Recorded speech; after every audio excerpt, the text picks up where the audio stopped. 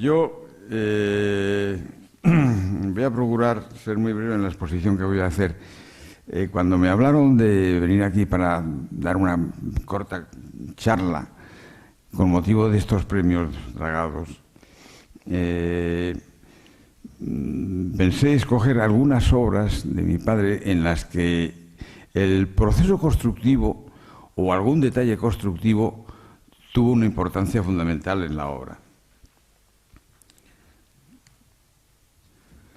Mi padre fue fundamentalmente conocido, y ya lo ha dicho Jordi, como un proyectista y constructor. En la primera parte de su vida, los primeros 5 o 6 años los pasó en una empresa constructora, luego se independizó, como un proyectista de construcciones de hormigón.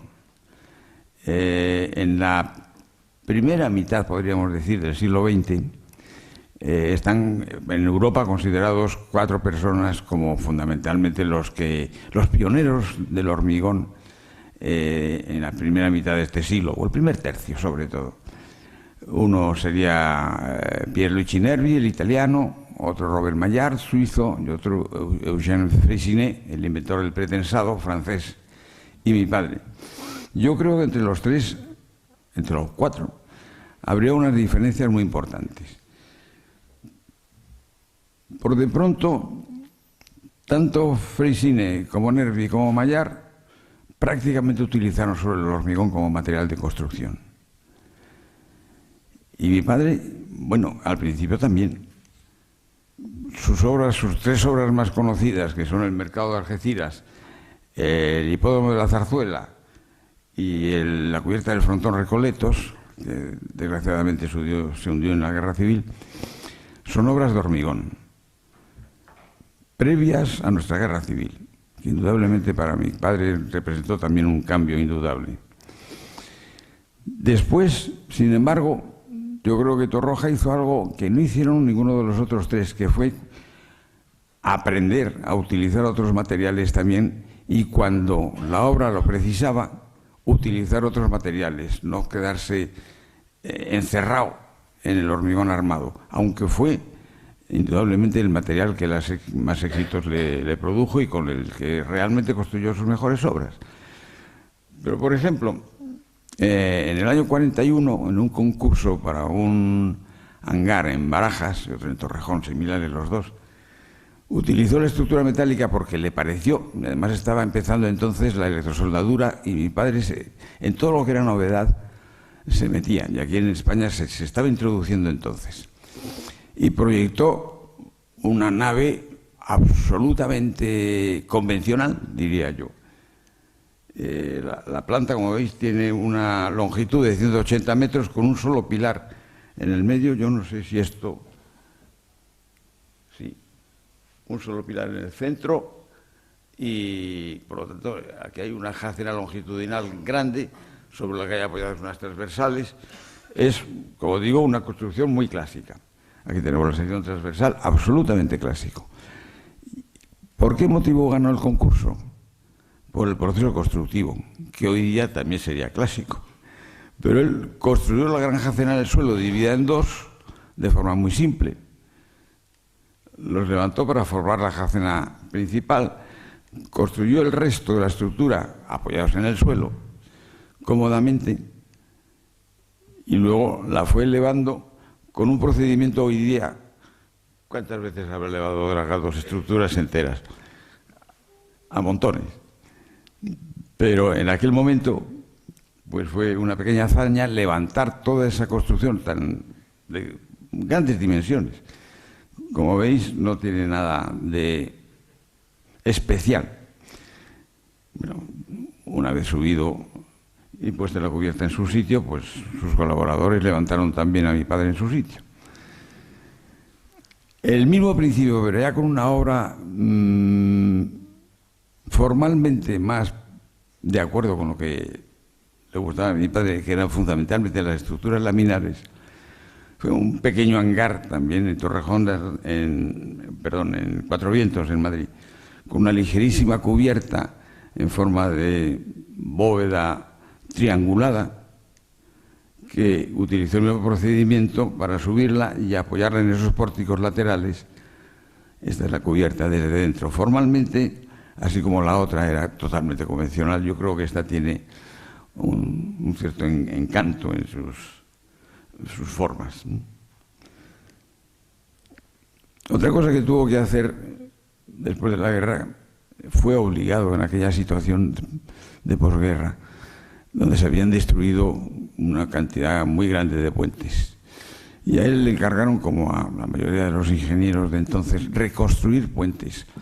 Reconstruir puentes, pero utilizando lo que quedaba de ellos, que en general eran simplemente los estribos, las pilas y los cimientos. Y claro, resultaban puentes un tanto raros, porque seguían manteniendo, como en este caso el puente en Tordera, seguían manteniendo las pilas de unos puentes del siglo XIX. Y metálicos en este caso, pero del siglo XIX. Hacía pues 80, 100 años de construcción de aquellos puentes, claro, con una tipología de pilas y de cementación muy diferente. En este caso, mi padre introdujo realmente en España la estructura mixta de hormigón y acero. Perdón. Una estructura en que tanto la cabeza de tracción de estas vigas como las diagonales son de de acero, y sin embargo el forjado, que tiene que ser de hormigón de por sí para dar tráfico a los vehículos, pues es el que sirve de cabeza de compresión de esta viga. Bien, la idea, que luego se ha desarrollado extraordinariamente, ¿por qué, en función de esta idea, él utilizó esta forma tan rara de viga en vientre de pez? Pues porque no sabía, y él lo reconoce, no sabía en los nudos de la triangulación, en contacto con el hormigón, que tiene que transmitir unas fuerzas importantes, ahí lo vemos todavía antes de construir el tablero, no sabía bien, no tenía experiencia en cómo transmitir esas fuerzas de las barras de acero al hormigón. Y con una forma como esta, en forma de vientre de pez, por lo menos para cargas uniforme, porque prácticamente es una parábola de segundo grado, pues no se transmiten cortantes por ahí, no se transmiten fuerzas, o sea que redujo muchísimo el problema de aquello que no sabía. Pero se le complicó extraordinariamente la construcción, porque para lanzar estas vigas tenía que utilizar un pescante anterior, un pescante posterior, con un canto diferente al de la viga. Era un problema complejo el lanzamiento de estas vigas hasta su posición y luego el descenso hasta abajo y finalmente el hormigonado. Esta es una vista de este puente. En la actualidad está incluso aumentado la anchura del puente. Y entonces, en la próxima vez que le tocó hacer lo mismo, como ya había aprendido que el método que utilizaba para transmitir las cargas del hormigón, del acero al hormigón, le funcionaba bien, dijo, ahora me atrevo a hacerlo con canto constante, porque el problema de construcción es muchísimo más simple. Esto se parece mucho a nuestros puentes empujados de ahora. Naturalmente, habría que pasar por encima del estribo en el lanzamiento y de las pilas porque estaban ya construidas. Se lanzaba los 3 módulos que constituyen este puente, los 3 vanos, cosidos entre sí, y luego se separaba cada uno porque el funcionamiento final era como puramente isostáticos. Se bajaban a sus sitios, hormigonaba y se resolvía un problema de construcción verdaderamente incómodo de aquel primero, que es el famoso. El puente de Tordera es el que le dio fama, y no este de Muga, pero realmente la complicación de construcción era enorme. En otra ocasión se le ocurrió, porque él empezó trabajando en primer lugar con José Eugenio Rivera, que fue un ingeniero de principios del siglo XX, muy famoso, que introdujo realmente el hormigón armado en España.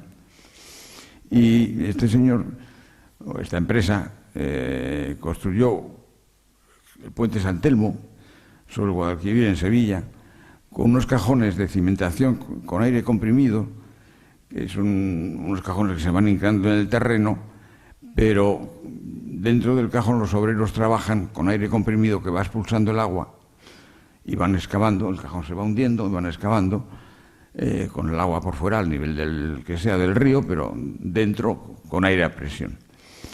Y a mi padre le encargaron uno, de San Telmo, y lo diseñó de una cierta forma, como le dijeron sus jefes, claro. En este caso tenía dos chimeneas centrales, dos chimeneas por donde por arriba se pone la cámara de compresión, o la cámara de compresión donde entran los obreros, bajan dentro del cajón, luego se rellena eso de aire, se inyecta aire a presión y trabajan dentro en seco, trabajan los obreros. Pero tiene una losa, o sea, el cajón es rectangular, con una losa plana, prácticamente plana, y las chimeneas para la entrada de los obreros. Y ya había habido accidentes porque si por alguna razón se estropea el sistema de aire a presión, entra el agua de nuevo en el cajón y puede pillar los obreros ahí dentro que queden debajo, porque si pillan por la chimenea muy bien salen fuera, pero si les pilla debajo de la placa aquella, había habido ya algunos accidentes. Y entonces él propuso otra solución. Bueno, pues hago un cajón con una forma exterior que es un hiperbóloide de revolución continuado hacia arriba, luego por un cilindro. Perdón, que me estoy equivocando de lo que hago.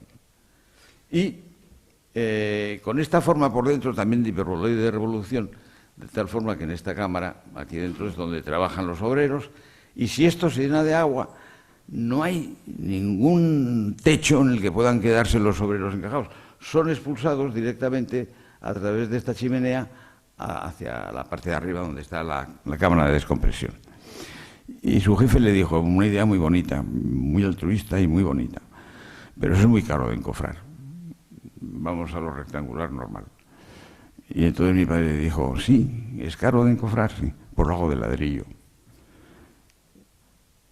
Y la hizo, las paredes del cajón son de ladrillo ligeramente armado,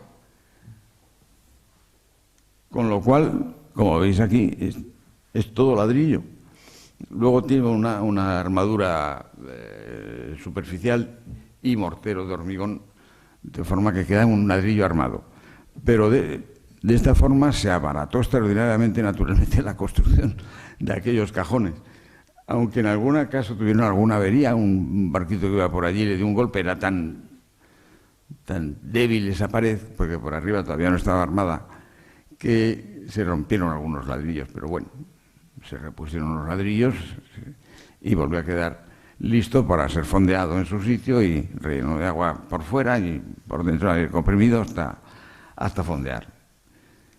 Esto le llevó a pensar que el ladrillo podría resolver con ciertas limitaciones, claro, con ciertas dimensiones solo, uno de los problemas básicos que tenían sus queridas construcciones de hormigón laminares. O sea, mi padre, dentro de la construcción de hormigón, lo que le hizo famoso fueron las estructuras laminares, con espesores muy delgados, pero que tienen un problema. En general, son superficies de doble curvatura o de simple curvatura, bien cilíndricas, pues pueden ser, pero las más interesantes y las que más le gustaban eran de doble curvatura. Y eso de encofrar es endemoniado, de encofrar. Y entonces se dejaron prácticamente de hacer ese tipo de estructuras por la carestía de encofrado, no por otra cosa. Y entonces con el ladrillo dijo, bueno, dentro de ciertas dimensiones, y habiendo tomado el ejemplo de aquel cajón de cimentación de Santipetri que había hecho de joven, pues después continuó. Esta es una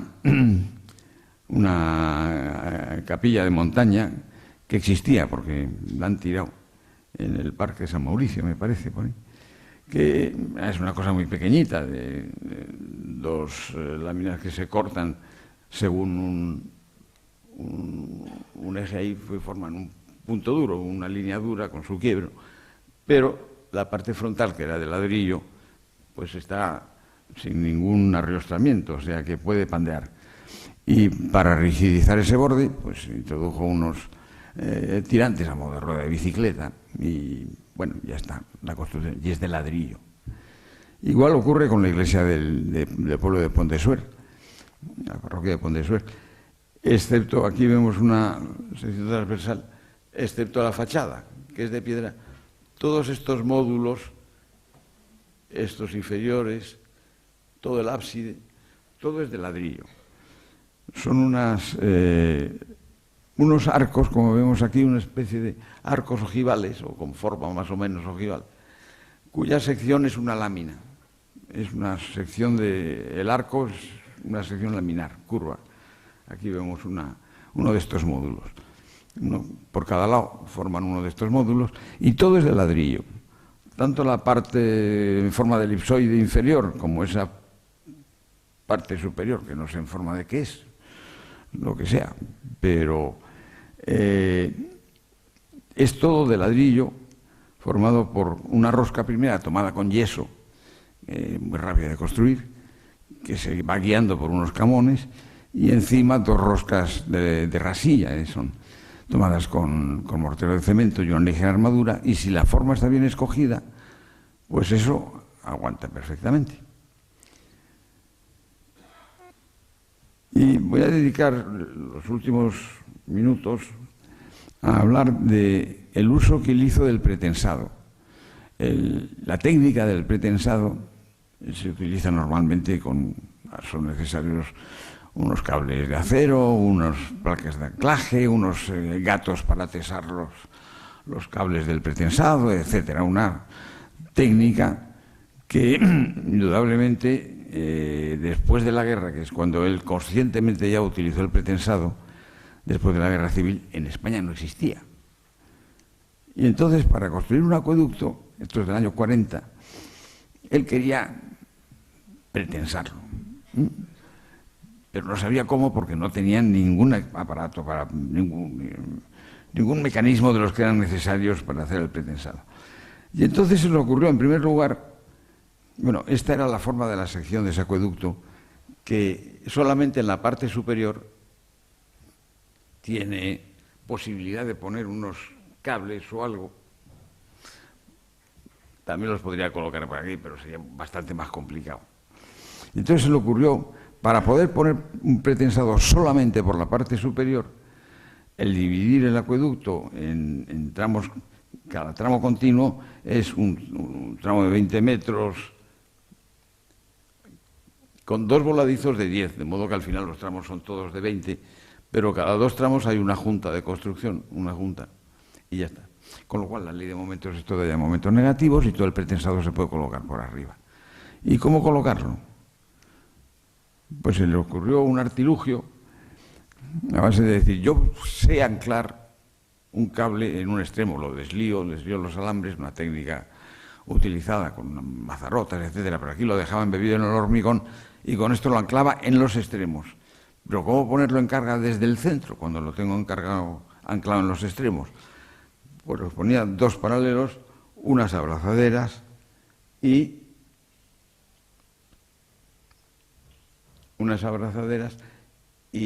abriendo los cables aquí, pues lograba ponerlos en carga. Con un mecanismo que se ve aquí, un mecanismo high-tech de una especie de unas tijeras con una uña y un gato que abría los cables y los dejaba en esta situación que vemos aquí. Había cables cortos que bastaba con un mecanismo de estos de abrazadera y cuando los cables eran más largos, pues ponía dos para darle la tensión. Supongo que la precisión de la carga sería bastante pequeña, ¿no? Pero bueno, funcionó. Esto era el proceso de construcción de los años 40. Sin embargo, la obra es de una sencillez asombrosa, con unas pilas que le han dado mucha fama por estas pilas tan simples y tan bien adaptadas a su función. En un sentido tienen que sujetar el acueducto, en el otro lo pueden dejar libre o más libre. Pero fijaros ahí, perdón.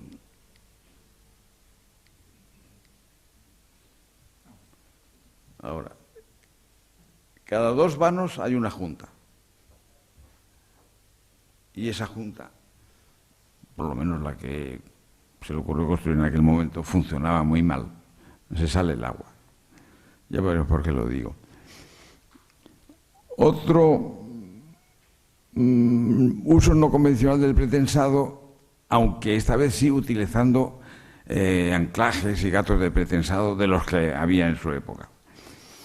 Tenía que diseñar un depósito de 3.000 metros cúbicos, un depósito en Marruecos, y la forma más lógica de pretensar una pared de un depósito es mediante unos anillos según los paralelos, que si no se ponen en carga bajo la presión de agua se dilatan y el hormigón se fisura, y entonces pues hay que pretensarlos. Y la forma más lógica es sacar unos nervios, hay muchos depósitos así, unos nervios por fuera de esa pared, donde se va sacando los cables de pretensado para poder ponerlos en carga en cada uno de ellos. Pero a mi padre no le gustaron nunca, por lo menos no hizo ninguna superficie con nervios al exterior. Todas las cubiertas laminares que tiene son absolutamente, formalmente hablando, absolutamente lisas. No tienen ningún nervio que destaque al exterior.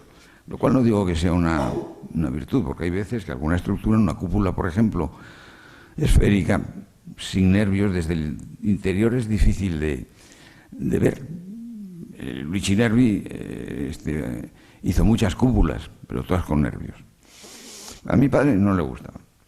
Y entonces se le ocurrió hacer esto, la cuba del depósito, en la parte de arriba, es donde está el agua, por lo tanto lo que produce presión sobre la pared.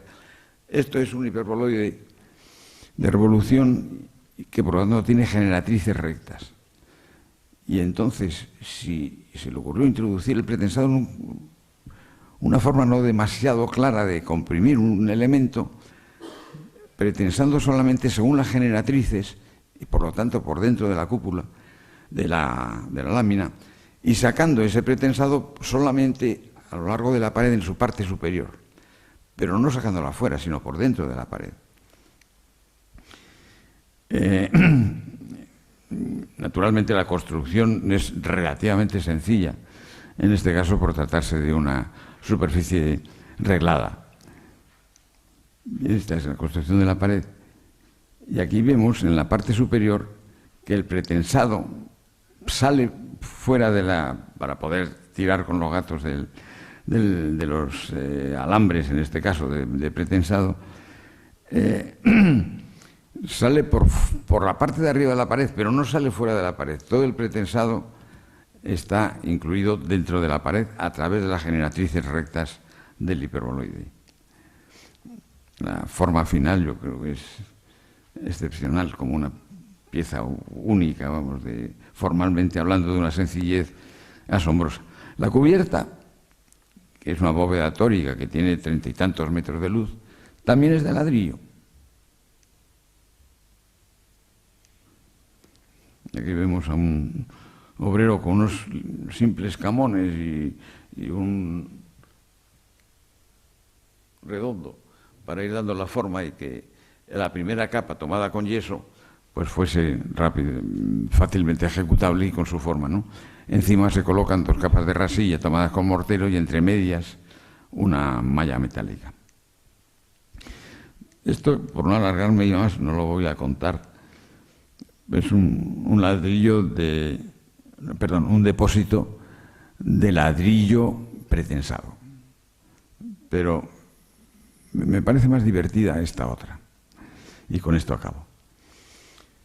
Se trataba de construir, esta obra no está construida, el proyecto está desarrollado entero, pero al final no se construyó. Se trataba de hacer un acueducto de nuevo, pero larguísimo, de algo más de 1 kilómetro de longitud. Por de pronto, con la experiencia que había tenido con las juntas en el acueducto de Ayoz, pues decidió, hombre, voy a poner una única junta en los 1000 metros del acueducto. Voy a apoyar, vaya, se ve que no me lo sé bien. Voy a apoyar en el estribo izquierdo, de forma rígida, empotrado en el estribo izquierdo fijo y en el estribo derecho también fijo, y una única punta en el centro, a lo largo de todo el acueducto.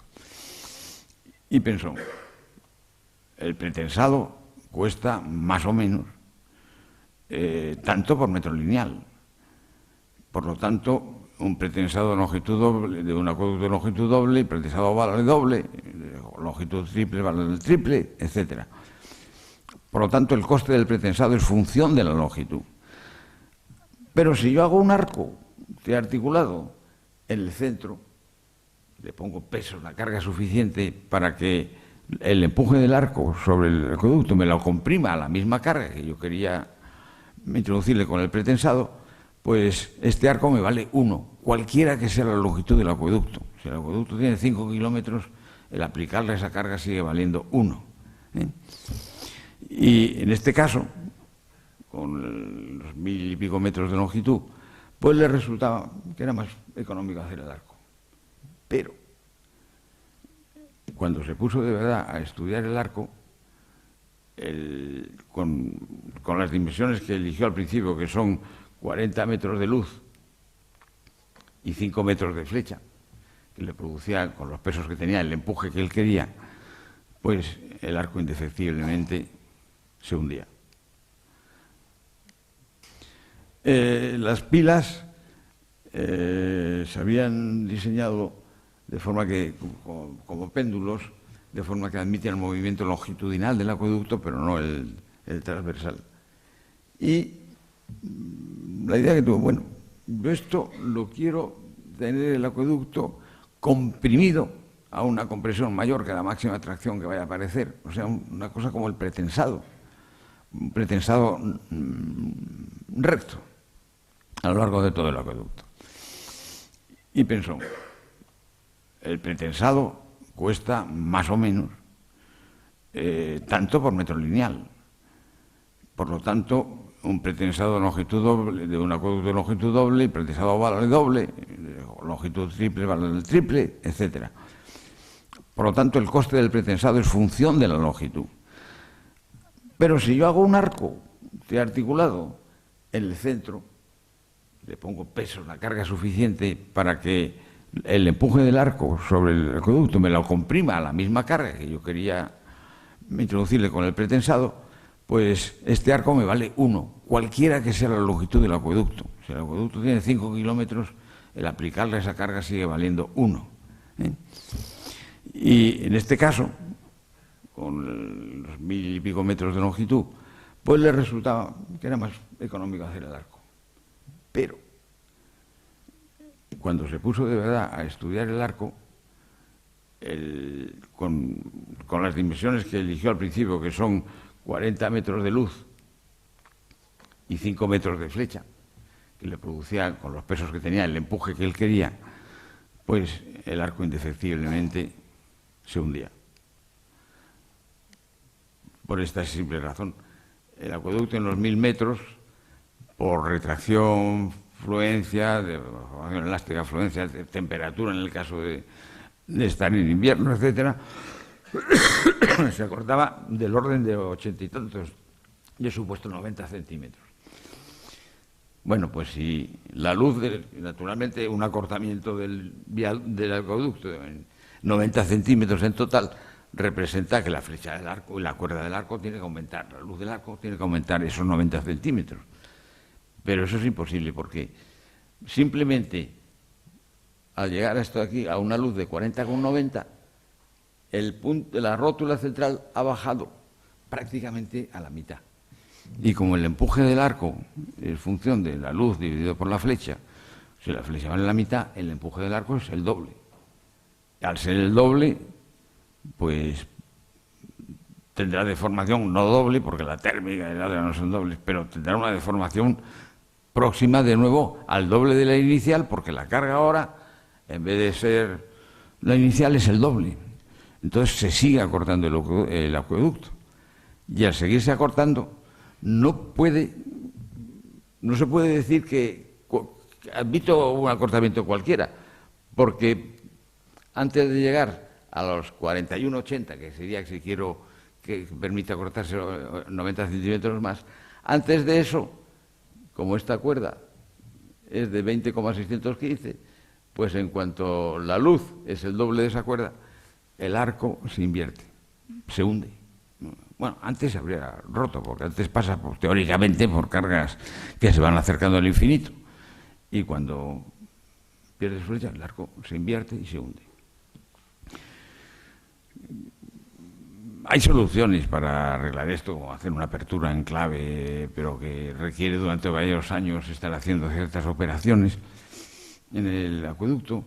También una solución es que sea muy peraltado el arco, porque entonces se comprueba que para el mismo incremento de luz de los 90 centímetros, pues solamente aumenta el empuje del arco en un 10%, del orden de un 10%, que